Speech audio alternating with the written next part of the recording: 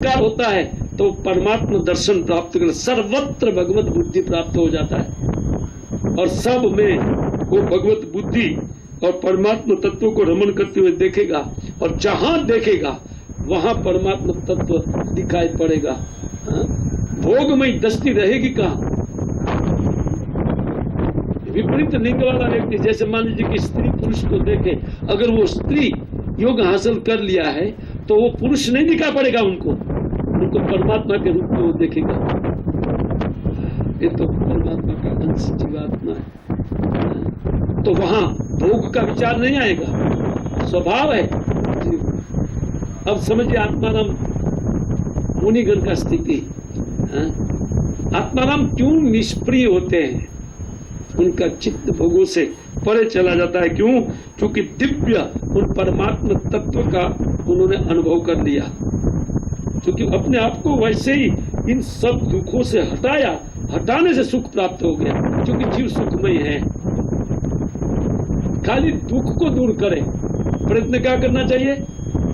हम भी दुख दूर करने का प्रयत्न करें, लेकिन भौतिक उपाय से, आध्यात्मिक नहीं। और ये उपाय आध्यात्मिक है, क्योंकि अध्यात्म तत्व वस्तु जीव है और ये भौतिक तत्व ये शरीर है। अंतर है, दोनों में बहुत बड़ा भेद है। हम लोग ये भौतिक धरातल पर मेहनत करके दुख को दूर करना चाहते हैं, लेकिन बुद्धिमान योगी सोचता है मूर्ख है, क्योंकि जब तक मन को नहीं रोकेगा इससे तब तक उनका होगा नहीं, तब तक उनको सुख मिलेगा नहीं। कहते उपरमते तुष्यति, जब वो परमात्मा का दर्शन कर संतुष्ट, सब जगह उनको संतुष्टि, दसों दिशा से सुख मिलेगा। दसों दिशा सुख सुख सुख, दुख देखने को नहीं मिलेगा, क्योंकि सुख रूप परमात्मा का अनुभूति कर लिया मन ने।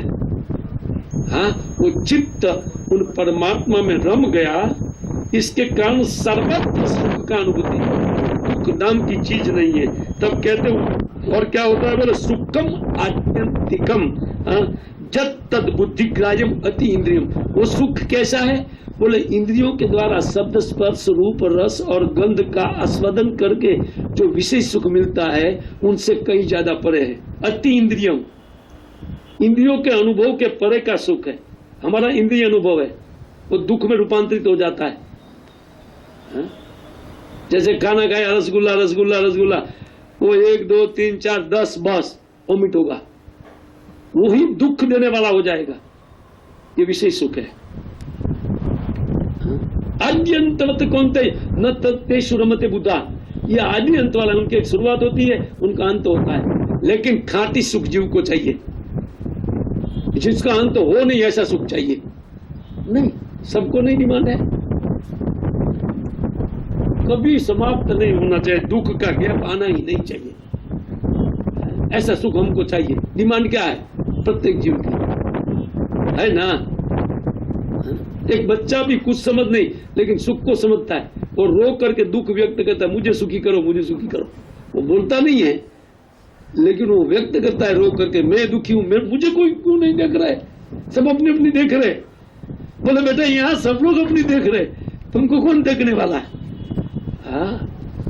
यहाँ कोई किसी को नहीं, सब अपने सुख को देखने वाले।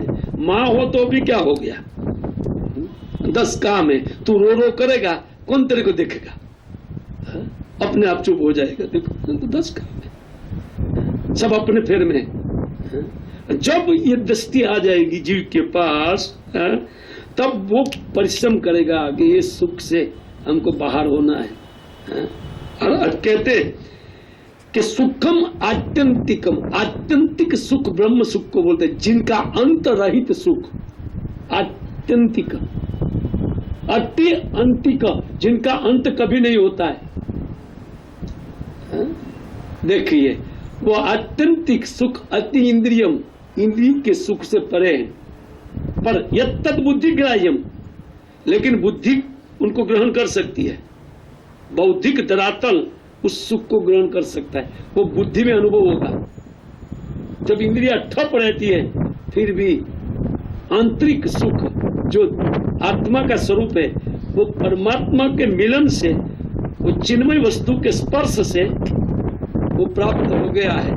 अतः वो उपराम हो जाता है, जगत की वस्तु के भोग में उनकी स्प्रिया नहीं रहती। उनको कहते हैं वेति यत्र न चेवायम स्थित चलति तत्वतः, जिसका चित्त उन तत्वों में स्थित हो गया है, वेति जो जान लिया है, उनमें स्थित कर लिया है, तो वो कहते हैं कि कभी भी वो चित्त विचलित नहीं होगा, उस सुख को कभी नहीं छोड़ेगा। बोले यही मैं खोज रहा था संसार में, और अनेक युग नहीं, अनेक समय से खोज रहा था।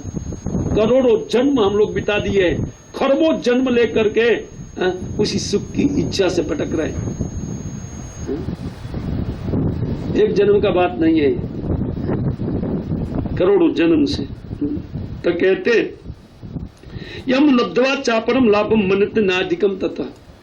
दूसरा योग्यता बता रहे जिनके चित्त ने ये सुख का अनुभव किया है, तो कहते हैं कि वो इन लाभ से परे संसार का कोई भी लाभ अति तुच्छ मानेगा। वो क्वालिटी बता रहे, उस सुख जिन्होंने प्राप्त किया है वो पूरी पृथ्वी के राज्य को माटी के डेले के तुल्य समझते हैं। ये सारा उदाहरण श्रीमद् भागवतम में दिया गया है। बड़े बड़े राजा महाराजा जो अकेली पृथ्वी के शासक थे, इतिहास बता रहे, और वो इतिहास पुराणों में और सर्वत्र वो इतिहास विख्यात है। उसी इतिहास को रख करके वो बात बताई जा रही है। क्यों? क्योंकि जिन्होंने अपने स्वरूप को जान लिया, जीव के वास्तविक स्वभाव को जिन्होंने प्रकट कर लिया, उन व्यक्ति के लिए दुनियावी कोई भी लाभ उनके लिए तुच्छ हो जाता है। अम्बरीश महाराज के पास पूरी नवद्वीपवती पृथ्वी, पूरा नवद्वीप का वो शासक था, सम्राट था। ये तो एक द्वीप खारे जल से चारे ओर खारा समुद्र लपेटा हुआ है, एक पृथ्वी का एक टुकड़ा है। इसी पृथ्वी के ऊपर बहुत बहुत 7 समंदर है और 7 द्वीप है, ऐसा ऐसा। उन 7 द्वीप में उनका शासन चलता था महाराज अम्बरीश का। लेकिन मैंने सपनवत संस्तुतम, उनका चित्त उनको स्वप्न के समान त्यागा हुआ था। बोले स्वप्न चल रहा है, आज मेरे पास पृथ्वी है, कल मृत्यु आ जाएगा, हटा करके मैं किसी योनि में पटक दिया जाऊंगा, मेरे पास कुछ नहीं रहेगा हाथ में। स्वप्न संस्तुतम मन्ने, उनका चित्त मानता था स्वप्न में स्वप्न के तुल्य है, क्योंकि वास्तविक सुख जो मैं अनुभव करता हूं भगवान की भक्ति से, वो वास्तविक सुख है। देखिए कहते हैं कि यस्मिन स्थितो न दुख न गुरुणा भी विचालित, और महान भयंकर से भयंकर दुख आ जाए उनका चित्त विचलित नहीं होगा। एक जगह में एक साधु प्रवचन कर रहा था है, और उसी टाइम भूकंप हुआ, हिला। आजकल तो बहुत हिल रहा है क्योंकि पाप ज्यादा हो रहा है ना, इसलिए मां सहन नहीं करेगी उन पापों को, कभी हिला करके एक साइड में मरवा देगी कई को, खटखट खटखट, इतना मर गया इतना मर गया, है ना। तो हिल गया तो सब लोग भागे, लेकिन वो झटका बहुत लंबा चौड़ा नहीं था, 1-2 सेकंड का था, और उनका स्केल भी ज्यादा तगड़ा नहीं था, इसलिए हिल करके थोड़ा शांत हो गया, वापस आकर के बैठे। और वो साधु वहां बैठा था, प्रवचन करने वाला वहां पर बैठा हुआ था। तो उन लोग ने पहला प्रश्न पूछा आकर के, अरे हम सब लोग तो भागे, आप क्यों नहीं भागे? बोले मैं भी भागा, लेकिन तुम्हारे भागने में और मेरे भागने में अंतर है। तुम देखोगे नहीं, तुम अपनी बॉडी को बचाने के लिए भागे, लेकिन आत्मा बॉडी है ही नहीं, आत्मा का मृत्यु है ही नहीं, इसलिए मैं भी भागा परमात्मा की शरण में। जरा भूकंप हो रहा है, बॉडी छोड़ना पड़ेगा, जरा देखिए, मैं भी भागा। लेकिन उनका भागना सूक्ष्म है, वो मन से भागा परमात्मा की शरण में है? और हम लोग स्थूल ग्रॉस बॉडी को नीचे उतारते तब तक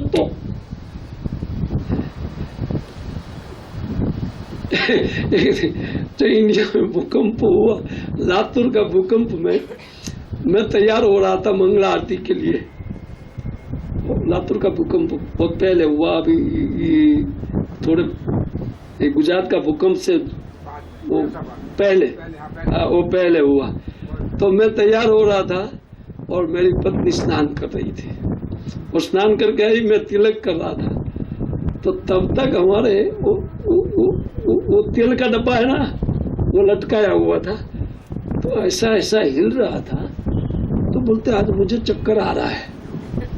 हमारी पत्नी बोले मुझे चक्कर आ, बोला चक्कर आ रहा है, तुम क्या दिखाई पड़ रहा है? बोले देखो ये जो डब्बा है ना, वो डब्बा इधर उधर हिल रहा है। बोला भाग्यवान, बाहर बिल्डिंग हिल रही है, डब्बा नहीं। तो उनको पता चला, बाहर देखा पत्ते जैसा हिल रहा था, मीरा रोड पत्ते जैसा हिल रहा था, मुंबई हिल रहा था लातूर के भूकंप में। और सब लोग नीचे, मैं बोला देखो नीचे सब लोग आदमी चले गए हैं, मैं और तुम और बच्चे इधर है। बोले भागो भागो भागो, भागने लगे। बोला भागने से कुछ जब कर, क्योंकि नीचे जाएगी तब तक तो बिल्डिंग गिर जाएगा, इसे जब करना ठीक है। साधु लोग का भागना एक दूसरे प्रकार से है, वो वास्तविक आश्रय में चला जाता है और हम लोग नकली आश्रय खोजते हैं, भाग करके बचूंगा ये करूंगा वो करूंगा। और वही चीज मैंने द्वारिका के भूकंप में, निकट द्वारिका है, जब कच्छ में भूकंप हुआ उसी भूकंप में मैं द्वारिका था, और द्वारिका निकट 300 किलोमीटर पर वो था।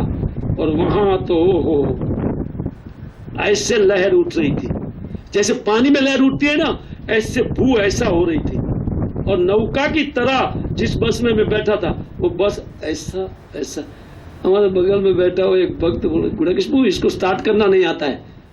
मैं बोला बाहर स्टार्ट किया है, इधर नहीं है। और देखो चारों ओर लोग भाग रहे थे और पैंट खराब हो रहा था सबका भागते हुए,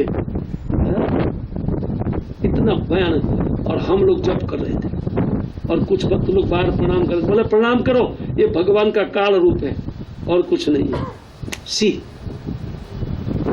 ये तो हमारे जीवन में घटी घटनाओं को मैं बता रहा हूं। भागना सूक्ष्म होता है, जो ज्ञानी लोग हैं, बुद्धिमान लोग, वो एक इतर तरीके से भागते हैं और हम लोग बॉडी बचाने के लिए भाग रहे हैं। जो कभी बचेगा नहीं वैसे ही मरेगा। अगर नहीं भूकंप होगा तो ये रहने वाला है, ये तो रहने वाला स्थिर वस्तु ही नहीं है। तो स्थिर स्वरूप को प्राप्त किया जाए उसको कहते हैं आत्माराम। जिनका कोई प्रयोजन नहीं है, फिर भी ये भागवतम संहिता का उन्होंने पाठ क्यों किया? अब देखिए, अब समझ में आ गया ना, बराबर समझ में। फिर भी कहते हैं यस्मिन स्थितो न दुखे न गुणापि विचाले, वो भयंकर से भयंकर दुख से उनका चित्त, तम विद्या कहते हैं, तम विद्या दुख संयोगम वियोगम योग संगीतम। इसी को योग बोलते हैं कि दुख का संयोग आकर के भी दुख उनको विचलित नहीं करेगा, उसको योग बोलते हैं। हाँ, और योग में स्थित मन बोलते हैं, इसको आत्मारामता बोलते हैं। आइए, उन आत्माराम मुनिगण होते हुए भी कहते हैं कि सुखदेव गोस्वामी पाद ने ये पाठ क्यों पढ़ा इस संहिता का? अगले श्लोक में उनका ये उत्तर देते हुए कहते हैं कि आत्मारामश्च मुनियो निर्ग्रंथा अपि उरुक्रमे। ये निर्ग्रंथा होते हुए हृदय की गांठ टूट गई है, लेकिन भगवान श्री हरि का जो रूप गुण लीला माधुरी इतना अद्भुत है कि वो उरुक्रम का उन महान भगवान के उन महान गुणावली है कि ऐसे मुक्त व्यक्ति भी उनके गुणों का गान करके उनका चित्त आकृष्ट हो जाता है। और सुखदेव गोस्वामी पाद का चित्त आकृष्ट किया वेद व्यास महाराज ने इसी से, क्योंकि उनका अनुभव था, उन्होंने भगवान की लीलाओं को देख करके लिखा था। कौन कौन अवतार होगा, कौन कौन क्या होगा, उन सब देख करके अपने पाठ को लिख रहे थे और लीलाओं को देखा था। बोले सुनिश्चित मेरा बेटा भाग गया है जंगल में, लेकिन इन श्लोक उनको वापस लाएगा। अतः वो घबराए नहीं, अपने पुत्र को वापस लाने के लिए श्लोक का पाठ करने के लिए अपने शिष्यों को बोला। बोले जाओ तुम लोग, सुखदेव जहाँ बैठा है ध्यान में, बोला ये बैठा तो वो मुर्दा है, वो हिलेगा नहीं। क्यों? वो आत्मा में रमन करने वाले मुनि है, उनको शरीर टूट जाएगा, कोई उनको भय नहीं है। उनको वापस कैसे लाया जाए? बोलते तुम श्लोकों का उच्चारण करो। जो भगवत गुणों को प्रस्तुत करने वाला श्लोक था। अहो बकियम स्थल काल कूटम, बोले ओ हो, उन बक राक्षस की बहन बकी स्तन के ऊपर हलाहल पॉइजन लगा करके उन कृष्ण को मारने के लिए आई, लेकिन उन्होंने उनको मार करके धात्री गति दिया। कोई दयालु है? कम बा दयालु हुआ? कहते कोई ऐसा दयालु है जो मारने के लिए आया, उनको भी माता की पदवी दिया, क्योंकि भगवान ने सोचा मैं इनका स्तनपान किया हूं, ये मेरी माँ है। कम बा दयालु? प्रश्न है, ये उद्धव जी बता रहे। कोई ऐसा दयावान देखा है जो मारने के लिए आए उनको इसी प्रकार वैसी वो माता की पदवी दे दे कि मैंने उनका स्तनपान किया? अरे वो मारने के लिए आई थी, वो पॉइजन लगा कर, हमारे जैसे खड़े हैं तो बोलेंगे अरे ये वो पॉइजन लगा कर, ठीक है, लेकिन मैंने स्तनपान किया, मेरी मां है। देखा ऐसा महान गुण और रूप। वो कहते हैं नटवद वपु कर्णियो कर्णिकारम, इस श्लोक को, कि भगवान जब वृंदावन में प्रवेश करते हैं तो उस टाइम जो कर्णिका का फूल एक साइड में लगा हुआ है और भगवान का आकर्षक रूप, उन रूप का वर्णन सुना, बोले ओहो ऐसा रूप वाला है कोई? उनका चित्त आकृष्ट हो गया और आकर के इस संहिता का भगवान की एक गुणावली है, ये अद्भुत गुण है जो सामान्य जीव को भी आकृष्ट करते हैं, ऐसा नहीं केवल आत्माराम को ही। आइए जरा उद्धव जी को और पाठ करें तीसरे स्कंद में जा करके। तो तीसरे स्कंद में श्री उद्धव जी कुछ श्लोक बोल रहे भगवान के विषय में। वो जब भगवान के विषय में खबर अंतर पूछा श्री विदुर महाराज ने कि भगवान क्या करे, तो भगवान उस टाइम अंतर्ध्यान हो गए थे और इसको पता नहीं था, फोन मोन था नहीं उस टाइम, 5000 वर्ष पूर्व की बात है, फोन मोन नहीं था। तो उद्धव जी मिले तो सबसे पहले अपने प्रिय का समाचार पूछते हैं ना, तो वो यादवों का समाचार पूछा, देवकी और वसुदेव जी का समाचार पूछा, अंत तो पूछना चाहते थे किसने को, और बाद में अपने प्रिय पर आए और पूछा, और उनके बाद में उद्धव जी रो पड़े, बोले अरे वो तो सूर्यास्त की तरह निम्न लोचन सूर्य, बोलते वो तो सूर्यास्त की तरह हम लोग को छोड़ करके चले गए, लेकिन उनके गुणों का याद करके वो वापस चित्त में आनंद भर रहा था। जैसे जैसे उनकी गुणावली याद, शोक दूर हो रहा था। देखिए ये है कृष्ण, और इतना आनंद में चित्त भर रहा था। उन्होंने कहा उन श्लोक को गाते हुए, वो कहते हैं ज्ञानमर्तलिलोपैकं स्वयोग माया बलम दर्शितया गृहीतम। कहते हैं कि अपनी योग माया का प्रदर्शन करने के लिए भगवान ने जो मनुष्य रूप को ग्रहण किया था, जो लीला के योग्य था, मनुष्य रूप की लीला करने योग्य वो जो शरीर ग्रहण किया था, बोले विश्वापनम स्वस्य सौभगा अर्थ परम पदम भूषण भूषणांगम। वर्णन करने भगवान की रूप माधुरी का, वो कहते हैं कि जिनको देख करके जगत चकित था, विस्मित, जो कृष्ण को देखता था वो सबसे पहले उनकी रूप माधुरी से आश्चर्यचकित हो जाता था। वो नहीं जानता था कि ये भगवान है, वो जानता था कि ये ग्वाल बाल था, वसुदेव का लड़का, और कंस के वैसे वसुदेव छोड़ करके आए थे, ऐसा जानते थे, और बहुत सुंदर है दिखने में, लेकिन कितना बखान करेगा। अगर मैं बताऊं तो कितना बना, उद्धव जी भी बताएगा कितना बताएगा। वो तो जब उनका दर्शन जो किया है, वो गोपीजन बोल रही है, एक आंख से एक इशारा करके मैं आज पाठ कर रहा था गोपीजनों का, वो एक आंख में उन लोग क्या जादू है कि पूरी दुनिया भर की रमणियों का चित्त को और बड़ी बड़ी पतिव्रता के चित्त को खंडित करके अपने प्रति आकर्षित कर लेते हैं। देखिए क्या वो रूप माधुरी। वो कहते हैं कि जब वो प्रकट हुआ तो विस्मापनम जस्य, जिससे पूरा जगत विस्मित था। पूरे जगत का बात छोड़ दीजिए, वो बोलते हैं कि स्वस्य खुद अपने आप में भगवान विस्मित थे। ये मैं हूं कि ये कोई सुंदर व्यक्ति दूसरा देख रहा हूं, क्योंकि प्रतिक्षण भगवान का सुंदरता बदलता रहता है, नव नवायमान। हम अभी देख रहे हैं इस प्रकार है, तो और नया रूप में और नया और नया और नया, हजारों नहीं करोड़ों नहीं खरबों बार नया नया नया नया नया। और चित्त में जो आस्वादन करता हूं मधुरी का, वो तो एक ऐसा मालूम है कि वो आस्वादन करने पर पता चलेगा। फिर भी शब्द को ध्यान दीजिए आप। भागवतम का ये अद्भुत शब्द है, इसी शब्द से आकृष्ट होकर के समाधि टूट गई। सुखदेव गोस्वामी पाठ की और आकर के पूरी भागवतम संहिता का पाठ किया। ये शब्द में जादू है, भागवतम के शब्द में, दूसरे शब्द में ये जादू नहीं है। अगर किसी का चित्त थोड़ा भी उसमें चला गया, वो कल से काम धंधा बंद करके बैठ जाएगा। गुड़े चलो हम आपके साथ चलते। हाँ, तो अद्भुत जादू है। तो हमारा चित्त अनुभव नहीं कर रहा है, इसलिए प्रैक्टिकल वो नहीं है। तो प्रैक्टिकल पे क्या अभाव में थ्योरी देखिए। तो थ्योरी यही है, कहते हैं कि वो वपु क्या था? बोले सौभाग्य और सुंदरता का साक्षात स्वरूप था। सौभगा अर्धे, सौभाग्य का और सुंदरता का एक साथ में गठन करके अगर उनको बनाया जाए तो वो उन शरीर पर भूषण भूषणांगम, आभूषण हम लोग सुंदर दिखने के लिए लगाते हैं, एयरिंग, टीका, सुंदर दिखने के लिए।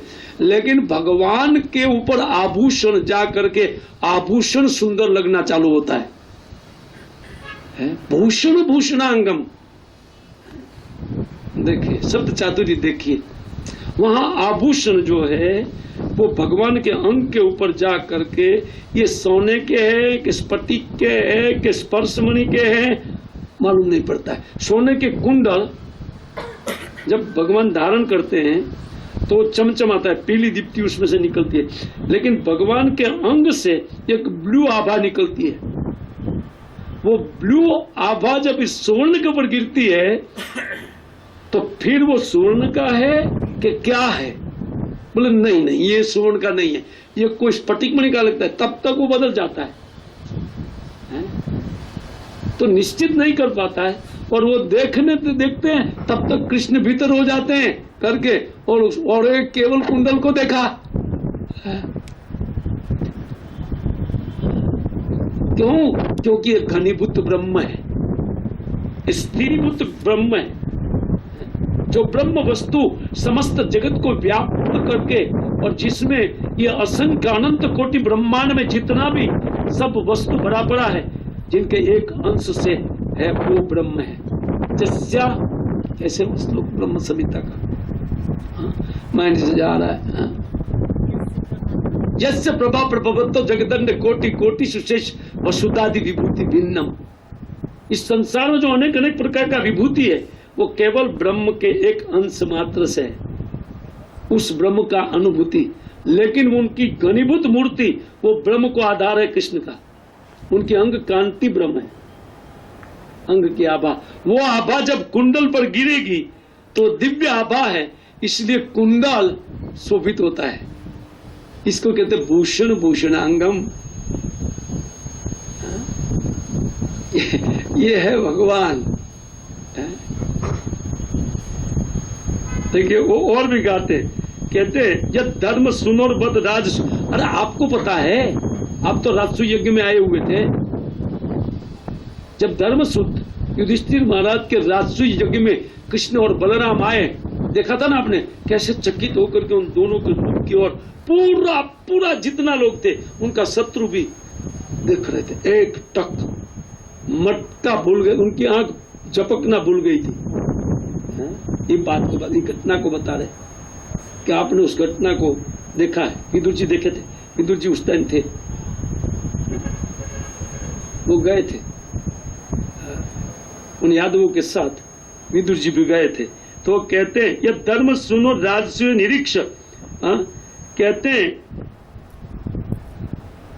द्विस्वस्ति अयनम त्रिलोक न कार्ष्णेन चा अद्य गतम विधातुर अर्वाक सुतो कौशलम इति अनंतम। हाँ, वो कहते हैं कि उस समय सारे लोग के चित्त में एक ही बात थी, अरे रे इस व्यक्ति को बना करके ब्रह्मा जी ने अपना सारा उनको बनाने में कौशल लगा दिया है, अभी ब्रह्मा जी के पास कुछ नहीं बचा होगा रचना के लिए। वो जानते ही नहीं थे ये ब्रह्मा का रचना नहीं है। भगवान का शरीर इतना अद्भुत है, इत्थम भूत गुणों हरे, क्यों ना ऐसा हरि का गुण देख करके जो लोग का चित्त ब्रह्म में रमा, उन ब्रह्म को साकार रूप में देखते हैं, फिर वो ब्रह्म का मति विश्वनाथ चक्रवर्ती ठाकुर ने अरे हाय हाय मैं क्यों ब्रह्म को पकड़ लिया और इतना टाइम खराब किया। जनक महाराज फील कर रहे, रामायण पाठ कीजिए, और इसी बात को चतुष कुमार फील कर रहे, और इसी बात को जो निराकारवादी या जो ब्रह्मवादी जिनके चित्त आत्माराम हो गया था, वो सभी सगुण साकार को देख करके आसक्त हो गए। लेकिन एक भी सगुण साकार व्यक्ति ब्रह्म में आसक्त हुआ, ये घटना है ही नहीं, कहीं पर। उसका अर्थ क्या है? उन ब्रह्म वस्तु से भी ज्यादा सुख भगवान श्री कृष्ण के रूप गुण लीला माधुरी में। इत्थम भूत गुणों हरे, ऐसे अद्भुत गुण हैं। तो कहते हैं कि इन गुणों के कारण बड़े बड़े आत्माराम मुनिगण भी क्या करते हैं? इनका संहिता का आस्वादन करते हैं। इसी से चित्त में समाधि टूट गया। और फिर आकर के पिताजी के पास पूरे भागवतम को पाठ किया और कहते हरे गुण आक्षिप्त भगवान बादरायण और अद्य आगन महदाख्यानम नित्य विष्णु जन प्रिय।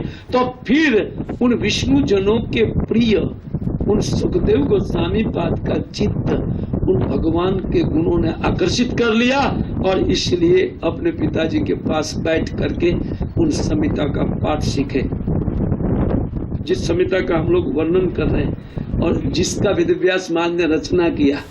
याद रहे, विद्वान चक्रे का तो रचना किया। उन विद्वान ये देख करके कि माया के दुख का उपाय केवल मात्र भागवतम है, ये देखते हुए वेदव्यास महाराज ने अपनी बूढ़ी आयुष्य में सब शास्त्रों का निरूपण करने के बाद नारद जी के कहने पर ये संहिता को लिखा। इससे जट से जीवात्मा का मन भगवान में परिवर्तित हो सकता है, क्योंकि सगुण साकार में जितना मन जल्दी लगेगा उतना निराकार ब्रह्म में नहीं लगेगा।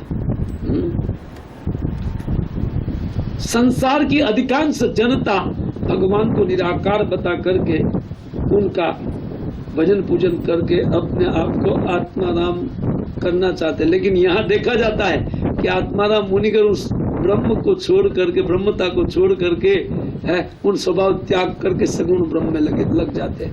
ये तो कई घटना है, एक दो चार घटना नहीं है। निमि महाराज प्रत्यक्ष उदाहरण।